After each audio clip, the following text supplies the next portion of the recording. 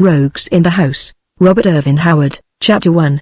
At a court festival, Nabonidus, the Red Priest, who was the real ruler of the city, touched Murillo, the young aristocrat, courteously on the arm. Murillo turned to meet the priest's enigmatic gaze, and to wonder at the hidden meaning therein. No words passed between them, but Nabonidus bowed and handed Murillo a small gold cask. The young nobleman, knowing that Nabonidus did nothing without reason, excused himself at the first opportunity and returned hastily to his chamber. There he opened the cask and found within a human ear, which he recognized by a peculiar scar upon it.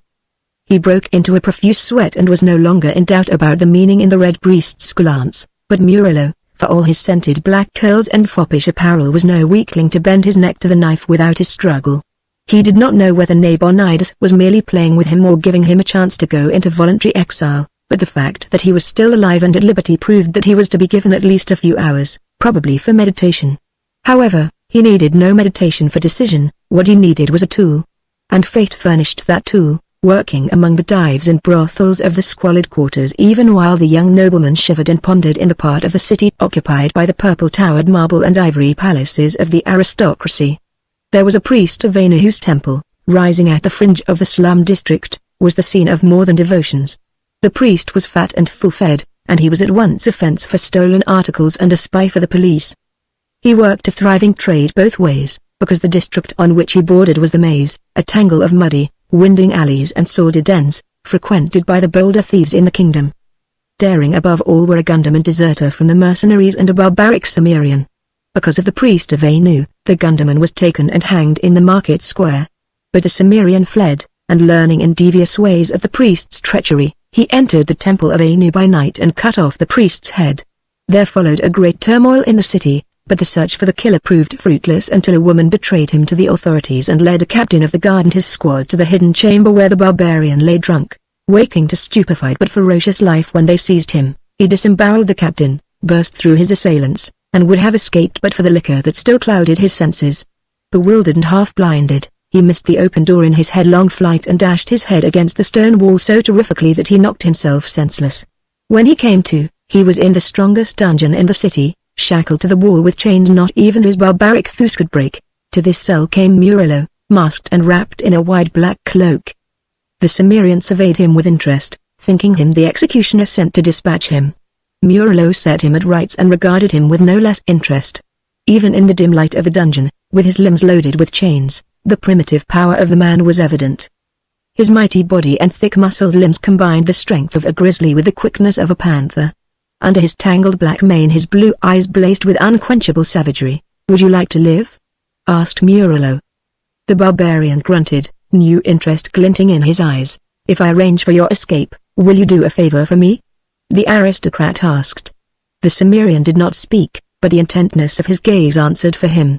"I want you to kill a man for me." "Who?" Murillo's voice sank to a whisper. "Nabonidus, the king's priest." The Cimmerian showed no sign of surprise or perturbation. He had none of the fear or reverence for authority that civilization instills in men. King or beggar, it was all one to him. Nor did he ask why Murillo had come to him, when the quarters were full of cutthroats outside prisons. "When am I to escape?" he demanded. "Within the hour. There is but one guard in this part of the dungeon at night. He can be bribed. He has been bribed. See, here are the keys to your chains. I'll remove them and, after I have been gone an hour, the guard, Atticus, will unlock the door to your cell.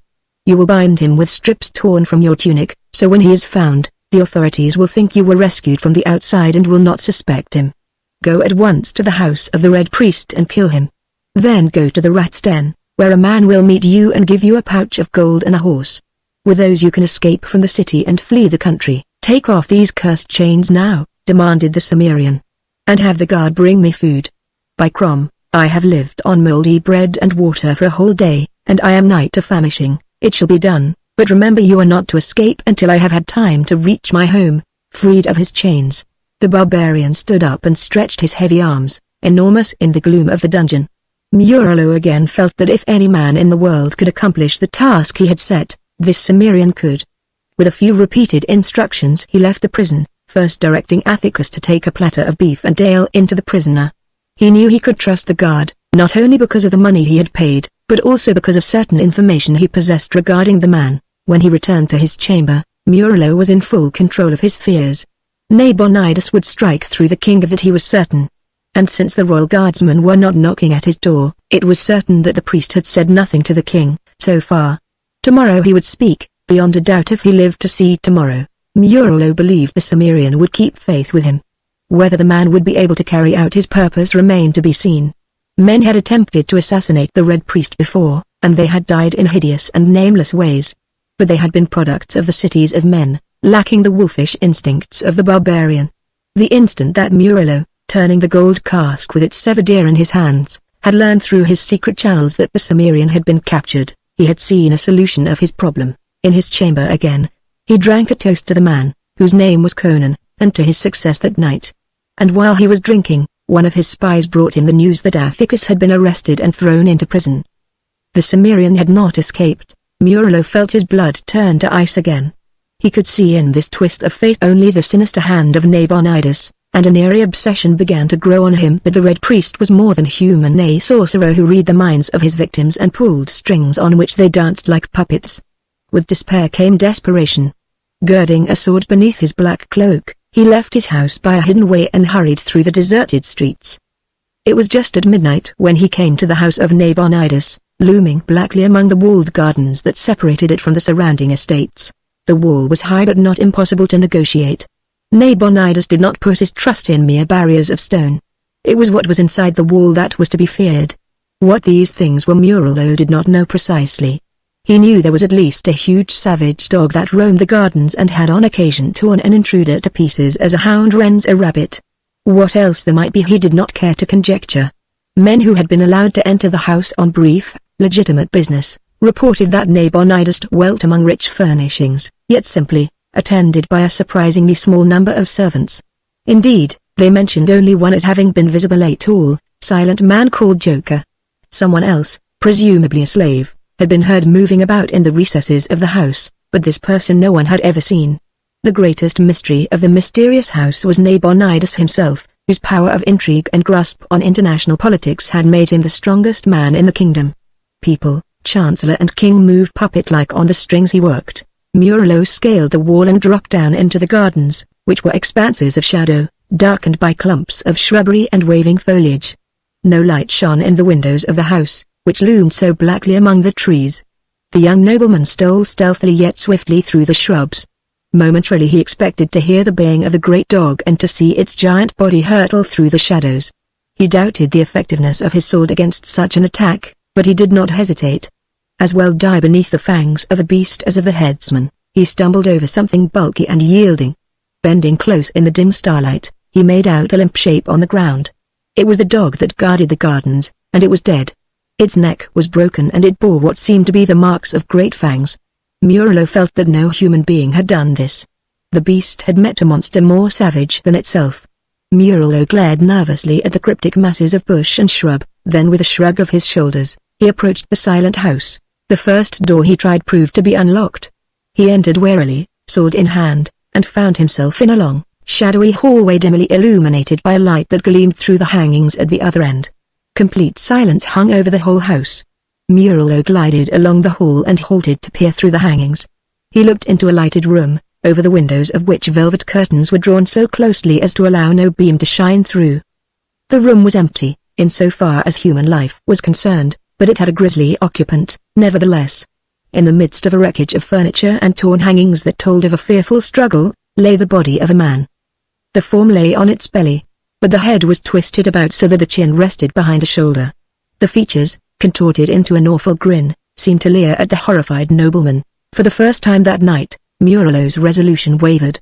He cast an uncertain glance back the way he had come. Then the memory of the headsman's block and axe steeled him, and he crossed the room, swerving to avoid the grinning horror sprawled in its midst. Though he had never seen the man before, he knew from former descriptions that it was Joker, Nabonidus' saturnine servant. He peered through a curtained door into a broad circular chamber, bounded by a gallery halfway between the polished floor and the lofty ceiling. This chamber was furnished as if for a king. In the midst of it stood an ornate mahogany table, loaded with vessels of wine and rich viands. And Murilo stiffened. In a great chair whose broad back was toward him, he saw a figure whose habiliments were familiar. He glimpsed an arm in a red sleeve resting on the arm of the chair, The head, clad in the familiar scarlet hood of the gown, was bent forward as if in meditation. Just so had Murilo seen Nabonidus sit 100 times in the royal court. Cursing the pounding of his own heart, the young nobleman stole across the chamber, sword extended, his whole frame poised for the thrust. His prey did not move, nor seem to hear his cautious advance. Was the Red Priest asleep, or was it a corpse which slumped in that great chair? The length of a single stride separated Murilo from his enemy, when suddenly the man in the chair rose and faced him. The blood went suddenly from Murilo's features. His sword fell from his fingers and rang on the polished floor. A terrible cry broke from his livid lips, it was followed by the thud of a falling body. Then once more silence reigned over the house of the Red Priest. Chapter 2. Shortly after Murilo left the dungeon where Conan the Cimmerian was confined, Athicus brought the prisoner a platter of food which included, among other things, a huge joint of beef and a tankard of ale. Conan felt it voraciously, and Athicus made a final round of the cells, to see that all was in order, and that none should witness the pretended prison break. It was while he was so occupied that a squad of guardsmen marched into the prison and placed him under arrest. Murilo had been mistaken when he assumed this arrest denoted discovery of Conan's planned escape. It was another matter. Athicus had become careless in his dealings with the underworld, and one of his past sins had caught up with him. Another jailer took his place, a stolid, dependable creature whom no amount of bribery could have shaken from his duty. He was unimaginative, but he had an exalted idea of the importance of his job. After Athicus had been marched away to be formally arraigned before a magistrate, this jailer made the rounds of the cell as a matter of routine.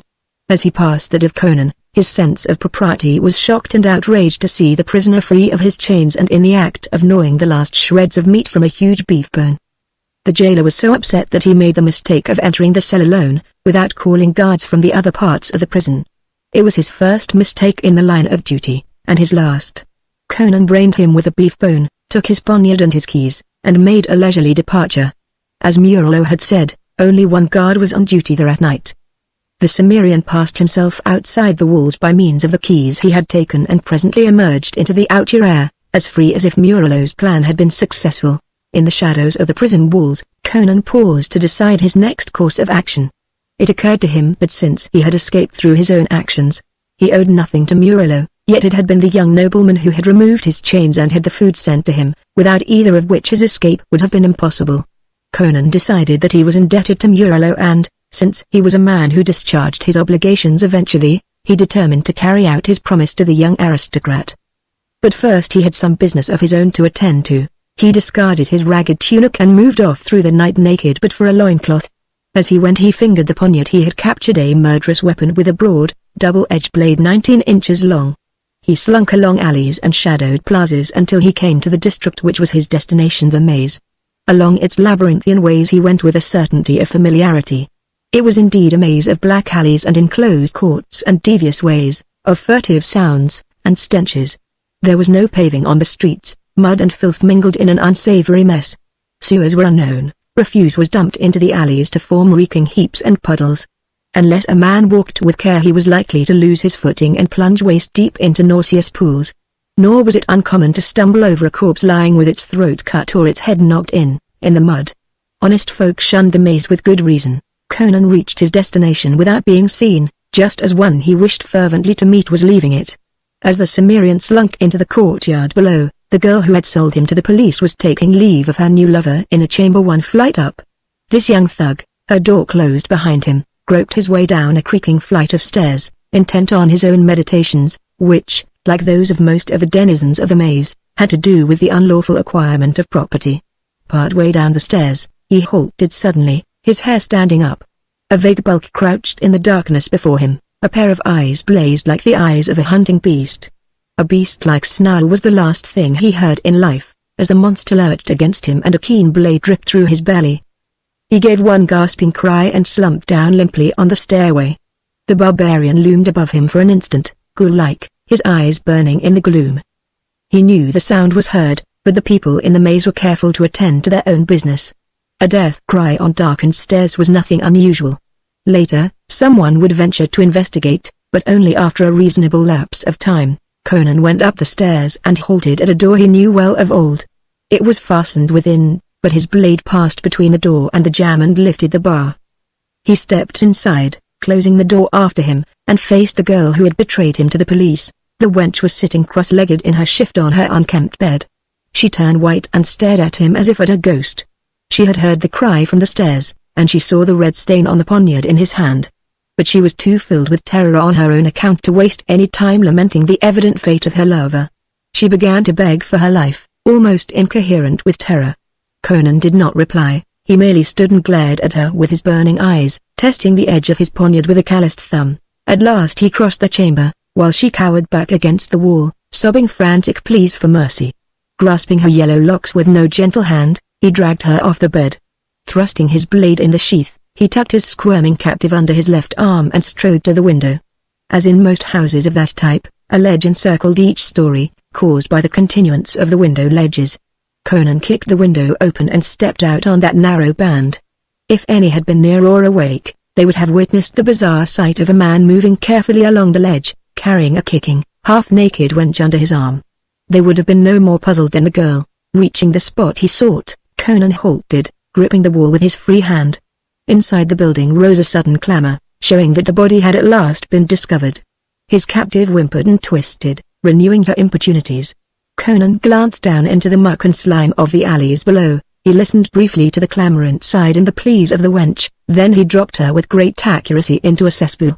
He enjoyed her kickings and flounderings and the concentrated venom her profanity for a few seconds, and even allowed himself a low rumble of laughter. Then he lifted his head, listened to the growing tumult within the building, and decided it was time for him to kill Nabonidus. Chapter 3. It was a reverberating clang of metal that roused Murilo. He groaned and struggled dazedly to a sitting position. About him all was silence and darkness, and for an instant he was sickened with the fear that he was blind. Then he remembered what had gone before, and his flesh crawled. By the sense of touch he found that he was lying on a floor of evenly joined stone slabs. Further groping discovered a wall of the same material. He rose and leaned against it, trying in vain to orient himself. That he was in some sort of a prison seemed certain, but where and how long he was unable to guess. He remembered dimly a clashing noise and wondered if it had been the iron door of his dungeon closing on him, or if it betokened the entrance of an executioner. At this thought he shuddered profoundly and began to feel his way along the wall. Momentarily he expected to encounter the limits of his prison, but after a while he came to the conclusion that he was traveling down a corridor. He kept to the wall, fearful of pits of other traps, and was presently aware of something near him in the blackness. He could see nothing, but either his ears had caught a stealthy sound, or some subconscious sense warned him. He stopped short, his hair standing on end. As surely as he lived, he felt the presence of some living creature crouching in the darkness in front of him. He thought his heart would stop when a voice hissed in a barbaric accent, "Murilo. Is it you, Conan?" Limp from the reaction, the young nobleman groped in the darkness, and his hands encountered a pair of great naked shoulders. "A good thing I recognized you," grunted the barbarian. "I was about to stick you like a fattened pig. Where are we, in Maitrez's name?"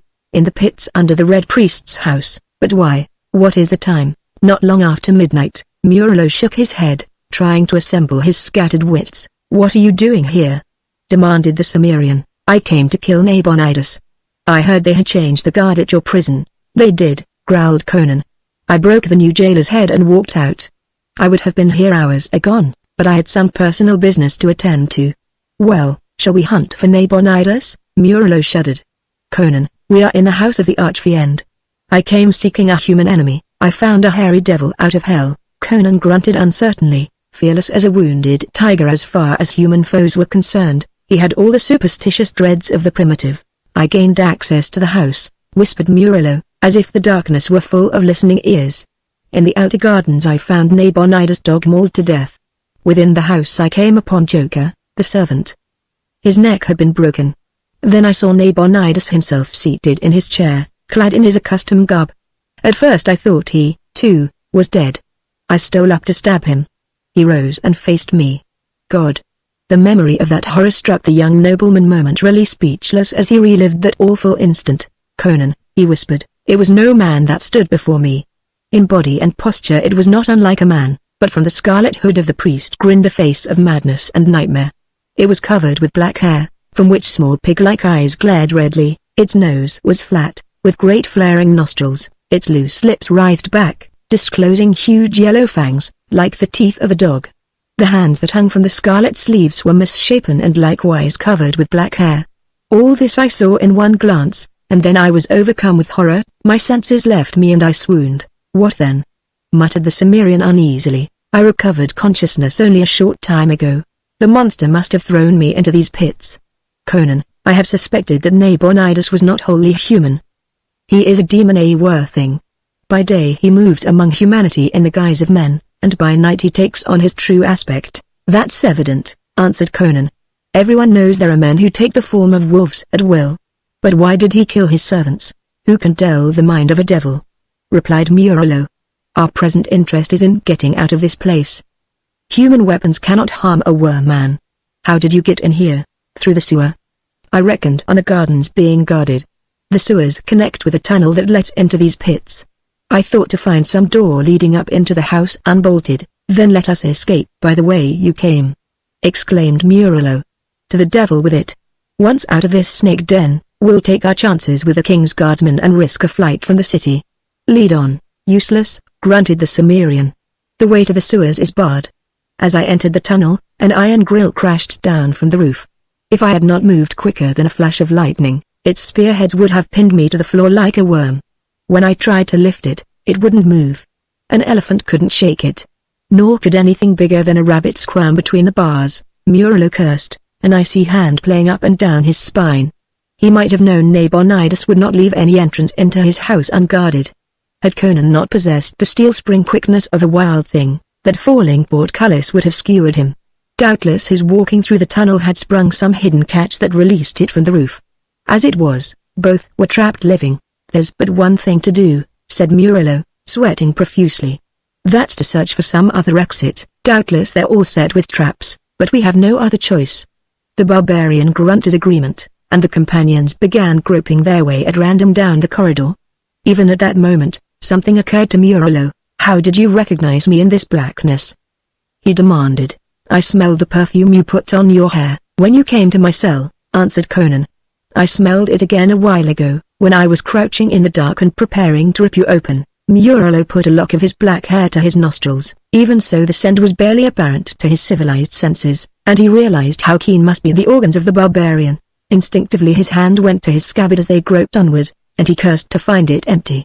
At that moment a faint glow became apparent ahead of them, and presently they came to a sharp bend in the corridor, about which the light filtered grayly. Together they peered around the corner, and Murilo, leaning against his companion, felt his huge frame stiffen. The young nobleman had also seen it, the body of a man, half naked, lying limply in the corridor beyond the bend, vaguely illumined by a radiance which seemed to emanate from a broad silver disc on the farther wall. A strange familiarity about the recumbent figure, which lay face down, stirred Murilo with inexplicable and monstrous conjectures. Motioning the Cimmerian to follow him, he stole forward and bent above the body. Overcoming a certain repugnance, he grasped it and turned it on its back. An incredulous oath escaped him. The Cimmerian grunted explosively. Nabonidus, the Red Priest, ejaculated Murilo, his brain a dizzy vortex of whirling amazement. Then who, what dash? The priest groaned and stirred. With cat-like quickness Conan bent over him, poniard poised above his heart. Murilo caught his wrist. Wait. Don't kill him yet. Why not? Demanded the Cimmerian. He has cast off his work eyes, and sleeps. Will you awaken him to tear us to pieces? No, wait. Urged Murilo, trying to collect his jumbled wits. Look. He is not sleeping. See that great blue welt on his shaven temple? He has been knocked senseless. He may have been lying here for hours. I thought you swore you saw him in beastly shape in the house above, said Conan. I did. Or else he's coming to. Keep back your blade, Conan. There is a mystery here even darker than I thought. I must have words with this priest, before we kill him. Nabonidus lifted a hand vaguely to his bruised temple, mumbled, and opened his eyes. For an instant they were blank and empty of intelligence, then life came back to them with a jerk, and he sat up, staring at the companions. Whatever terrific jolt had temporarily addled his razor-keen brain, it was functioning with its accustomed vigor again. His eyes shot swiftly about him, then came back to rest on Murilo's face. You honor my poor house, young sir, he laughed coolly, glancing at the great figure that loomed behind the young nobleman's shoulder. You have brought a bravo, I see. Was your sword not sufficient to sever the life of my humble self? Enough of this, impatiently returned Murilo. How long have you lain here? A peculiar question to put to a man just recovering consciousness. answered the priest. I do not know what time is now, but it lacked an hour or so of midnight when I was set upon. Then who is it that masquerades in your own gown in the house above? Demanded Murilo. That will be Thak, answered Nabonidus, ruefully fingering his bruises. Yes, that will be Thak. And in my own gown? The dog, Conan, who comprehended none of this, stirred restlessly, and growled something in his own tongue. Nabonidus glanced at him whimsically. Your bully's knife yearns for my heart, Murilo, he said. I thought you might be wise enough to take my warning and leave the city. How was I to know that was to be granted me? Returned Murilo. At any rate, my interests are here. You are in good company with that cutthroat, murmured Nabonidus. I had suspected you for some time. That was why I caused the pallid court secretary to disappear. Before he died he told me many things, among others the name of the young nobleman who bribed him to filch state secrets, which the nobleman in turn sold to rival powers. Are you not ashamed of yourself, Murilo, you white-handed thief? I have no more cause for shame than you vulture-hearted plunderer, answered Murilo promptly. You exploit a whole kingdom for your personal greed, and, under the guise of disinterested statesmanship, you swindle the king, beggar the rich, oppress the poor, and sacrifice the whole future of the nation for your ruthless ambition. You are no more than a fat hog with his snout in the trough. You are a greater thief than I am. This Cimmerian is the most honest man of the three of us, because he steals and murders openly. Well, then, we are all rogues together, agreed Nabonidus equably. And what now? My life. When I saw the ear of the secretary that had disappeared, I knew I was doomed, said Murilo abruptly, and I believed you would invoke the authority of the king.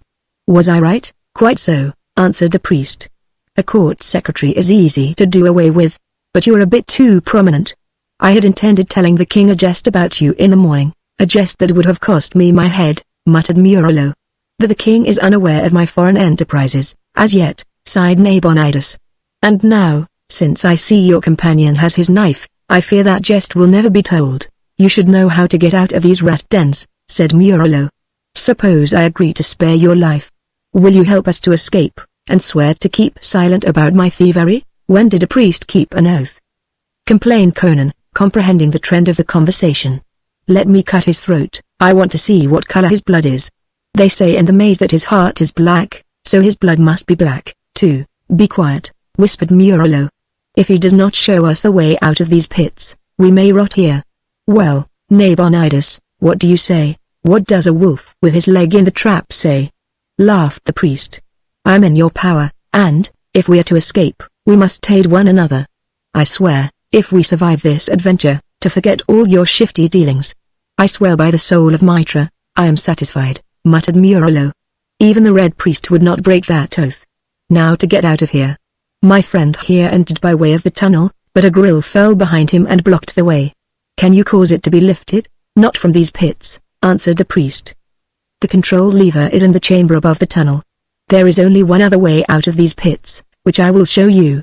But tell me, how did you come here? Murilo told him in a few words, and Nabonidus nodded, rising stiffly. He limped down the corridor, which here widened into a sort of vast chamber, and approached the distant silver disk. As they advanced the light increased, though it never became anything but a dim shadowy radiance. Near the disk they saw an arrow stair leading upward. That is the other exit, said Nabonidus. And I strongly doubt if the door at the head is bolted. But I have an idea that he who would go through that door had better cut his own throat first.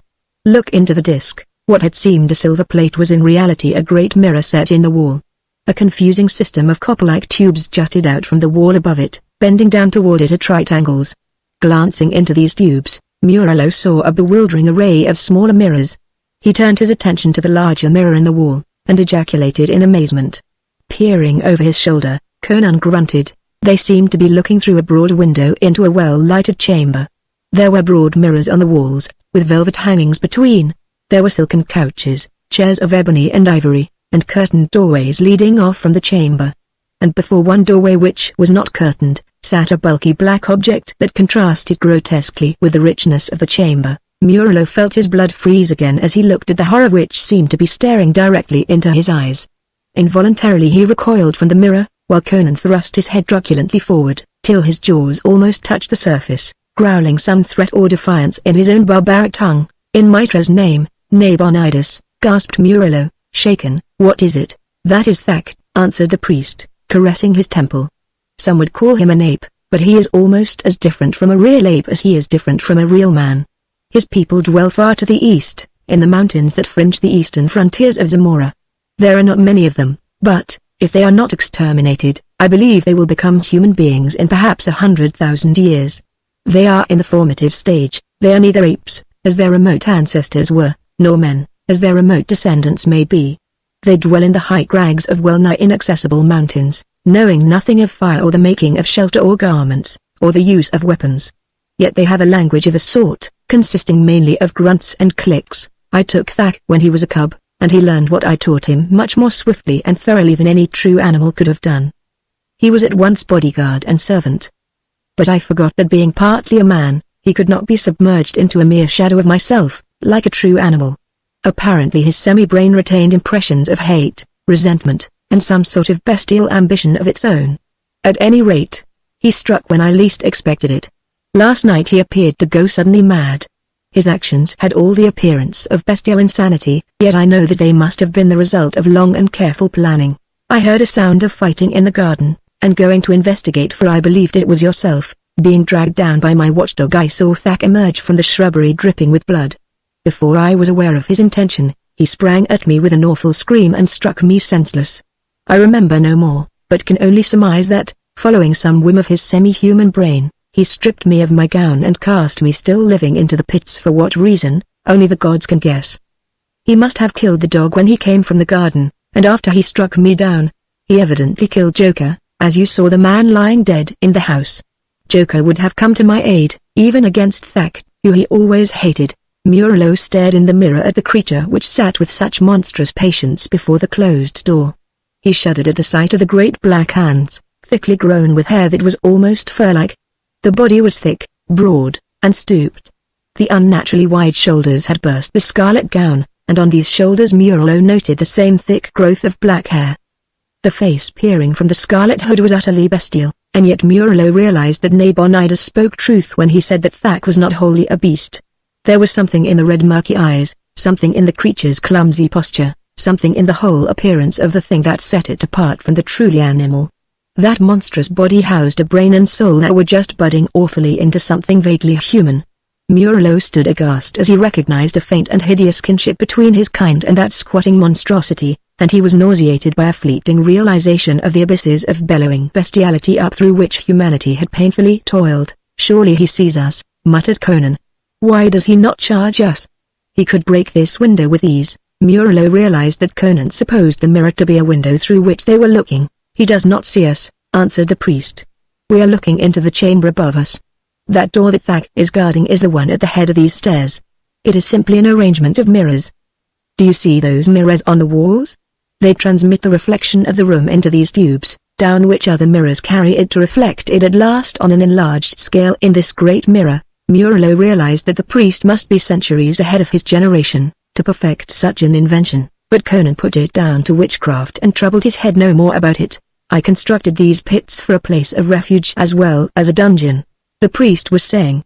"There are times when I have taken refuge here and, through these mirrors, watched doom fall upon those who sought me with ill intent." "But why is Thak watching that door?" demanded Murilo. "He must have heard the falling of the grating in the tunnel. It is connected with bells in the chambers above. He knows someone is in the pits, and he is waiting for him to come up the stairs. Oh, he has learned well the lessons I taught him. He has seen what happened to men who come through that door, when I tugged at the rope that hangs on yonder wall, and he waits to mimic me, and while he waits, what are we to do?" demanded Murilo. "There is naught we can do, except watch him. As long as he is in that chamber, we dare not ascend the stairs. He has the strength of a true gorilla and could easily tear us all to pieces. But he does not need to exert his muscles. If we open that door he is but to tug that rope, and blast us into eternity." "How? I bargained to help you escape," answered the priest. "Not to betray my secrets," Murilo started to reply, then stiffened suddenly. A stealthy hand had parted the curtains of one of the doorways. Between them appeared a dark face whose glittering eyes fixed menacingly on the squat form in the scarlet robe. "Petrus," hissed Nabonidus. "Mitra, what a gathering of vultures this night is." The face remained framed between the parted curtains. Over the intruder's shoulder other faces peered, dark, thin faces, alight with sinister eagerness, "What do they hear?" muttered Murillo, unconsciously lowering his voice, although he knew they could not hear him. Why, what would Petrus and his ardent young nationalists be doing in the house of the Red Priest? Laughed Nabonidus. Look how eagerly they glare at the figure they think is their archenemy.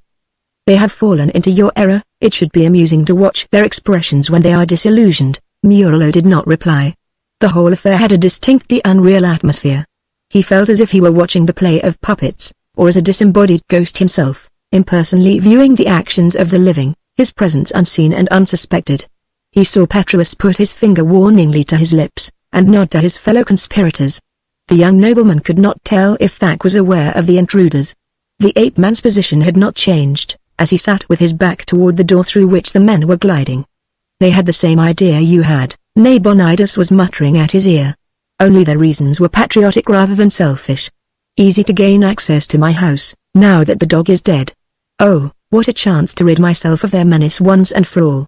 If I were sitting where Thak sits, a leap to the wall, a tug on that rope." Petrus had placed one foot lightly over the threshold of the chamber. His fellows were at his heels, their daggers glinting dully. Suddenly Thak rose and wheeled toward him. The unexpected horror of his appearance, where they had thought to behold the hated but familiar countenance of Nabonidus, wrought havoc with their nerves, as the same spectacle had wrought upon Murillo. With a shriek Petrus recoiled, carrying his companions backward with him. They stumbled and floundered over each other, and in that instant Thak, covering the distance in one prodigious, grotesque leap, caught and jerked powerfully at a thick velvet rope which hung near the doorway. Instantly the curtains whipped back on either hand, leaving the door clear, and down across it something flashed with a peculiar silvery blur. He remembered. Nabonidus was exulting. The beast is half a man. He had seen the doom performed, and he remembered. Watch, now. Watch. Watch. Murillo saw that it was a panel of heavy glass that had fallen across the doorway. Through it he saw the pallid faces of the conspirators. Petrus, throwing out his hands as if to ward off a charge from Thak, encountered the transparent barrier, and from his gestures, said something to his companions. Now that the curtains were drawn back, the men in the pits could see all that took place in the chamber that contained the nationalists. Completely unnerved, these ran across the chamber toward the door by which they had apparently entered, only to halt suddenly, as if stopped by an invisible wall. The jerk of the rope sealed that chamber, laughed Nabonidus. It is simple, the glass panels work in grooves in the doorways. Jerking the rope trips the spring that holds them. They slide down and lock in place, and can only be worked from outside. The glass is unbreakable, a man with a mallet could not shatter it. Ah! The trap men were in a hysteria of fright. They ran wildly from one door to another, beating vainly at the crystal walls, shaking their fists wildly at the implacable black shape which squatted outside. Then one threw back his head, glared upward, and began to scream, to judge from the working of his lips, while he pointed toward the ceiling. "The fall of the panels released the clouds of doom," said the Red Priest with a wild laugh. "The dust of the grey lotus, from the swamps of the dead, beyond the land of Kitai." In the middle of the ceiling hung a cluster of gold buds. These had opened like the petals of a great carven rose, and from them billowed a grey mist that swiftly filled the chamber. Instantly the scene changed from one of hysteria to one of madness and horror. The trapped men began to stagger. They ran in drunken circles. Froth dripped from their lips, which twisted as in awful laughter. Raging, they fell upon one another with daggers and teeth, slashing, tearing, slaying in a holocaust of madness. Murillo turned sick as he watched and was glad that he could not hear the screams and howls with which that doomed chamber must be ringing. Like pictures thrown on a screen, it was silent. Outside the chamber of horror Thak was leaping up and down in brutish glee, tossing his long hairy arms on high. At Murillo's shoulder Nabonidus was laughing like a fiend. "Ah, a good stroke, Petrus. That fairly disemboweled him. Now one for you, my patriotic friend." So. They are all down, and the living tear the flesh of the dead with their slavering teeth. Murillo shuddered. Behind him the Cimmerian swore softly in his uncouth tongue. Only death was to be seen in the chamber of the grey mist, torn, gashed, and mangled. The conspirators lay in a red heap, gaping mouths and blood-dabbled faces staring blankly upward through the slowly swirling eddies of grey. Thak, stooping like a giant gnome, approached the wall where the rope hung, and gave it a peculiar sidewise pull. "He is opening the farther door," said Nabonidus. "By Mitra, he is more of a human than even I had guessed. See, the mist swirls out of the chamber and is dissipated. He waits, to be safe." Now he raises the other panel. He is cautious. He knows the doom of the Grey Lotus, which brings madness and death. By Mitra, Murilo jerked about at the electric quality of the exclamation. "Our one chance!" exclaimed Nabonidus. "If he leaves the chamber above for a few minutes, we will risk a dash up those stairs." Suddenly tense, they watched the monster waddle through the doorway and vanish. With the lifting of the glass panel, the curtains had fallen again, hiding the chamber of death. "We must chance it," gasped Nabonidus, and Murilo saw perspiration break out on his face. "Perhaps he will be disposing of the bodies as he has seen me do. Quick! Follow me up those stairs." He ran toward the steps and up them with an agility that amazed Murilo. The young nobleman and the barbarian were close at his heels, and they heard his gusty sigh of relief as he threw open the door at the top of the stairs. They burst into the broad chamber they had seen mirrored below. "Thak was nowhere to be seen. He's in that chamber with the corpses," exclaimed Murilo. "Why not trap him there as he trapped them?" "No, no," gasped Nabonidus, an unaccustomed pallor tinging his features. "We do not know that he is in there. He might emerge before we could reach the trap rope, anyway. Follow me into the corridor. I must reach my chamber and obtain weapons which will destroy him. This corridor is the only one opening from this chamber which is not set with a trap of some kind." They followed him swiftly through a curtained doorway opposite the door of the death chamber and came into a corridor, into which various chambers opened. With fumbling haste Nabonidus began to try the doors on each side. They were locked, as was the door at the other end of the corridor. "My God!" The Red Priest leaned against the wall, his skin ashen. "The doors are locked, and Thak took my keys from me. We are trapped, after all." Murilo stared appalled to see the man in such a state of nerves, and Nabonidus pulled himself together with an effort. "The beast has me in a panic," he said. "If you had seen him, dear men, as I have seen, well, might you aid us. But we must fight him now with what the gods have given us. Come." He led them back to the curtained doorway, and peered into the great chamber in time to see Thak emerge from the opposite doorway.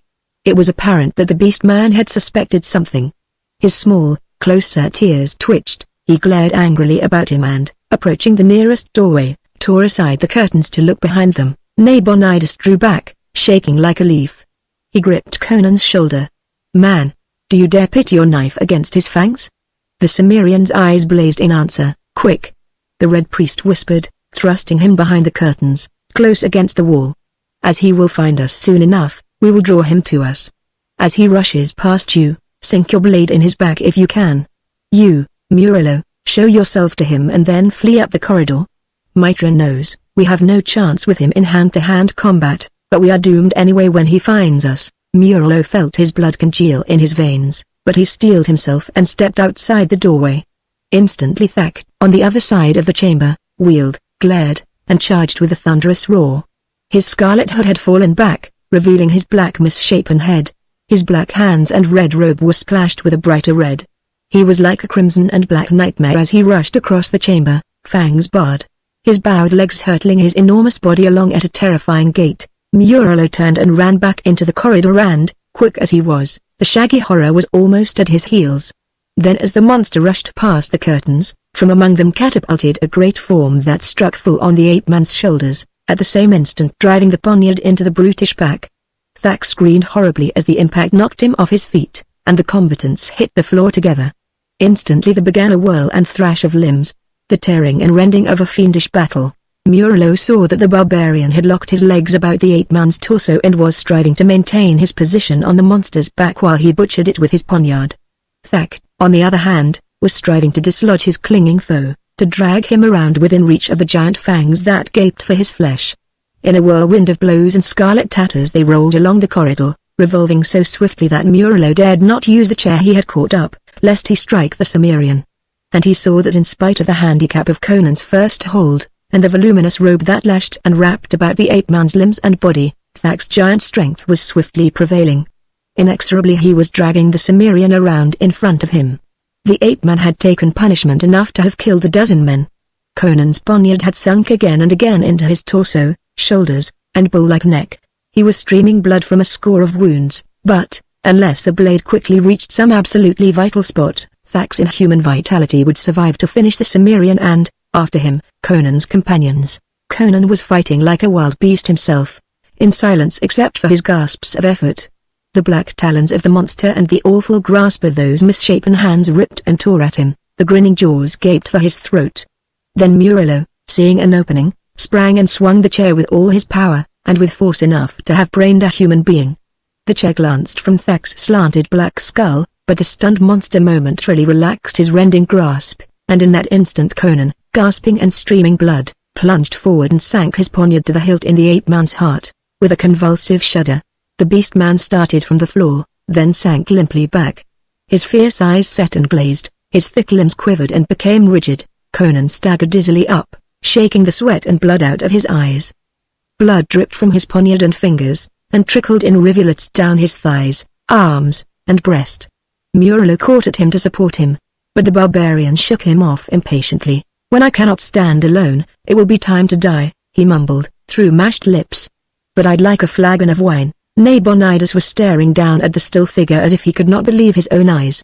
Black, hairy, abhorrent, the monster lay, grotesque in the tatters of the scarlet robe, yet more human than bestial, even so, and possessed somehow of a vague and terrible pathos. Even the Cimmerian sensed this, for he panted, "I have slain a man tonight, not a beast. I will count him among the chiefs whose souls I've sent into the dark, and my women will sing of him." Nabonidus stooped and picked up a bunch of keys on a golden chain. They had fallen from the ape-man's girdle during the battle. Motioning his companions to follow him, he led them to a chamber, unlocked the door, and led the way inside.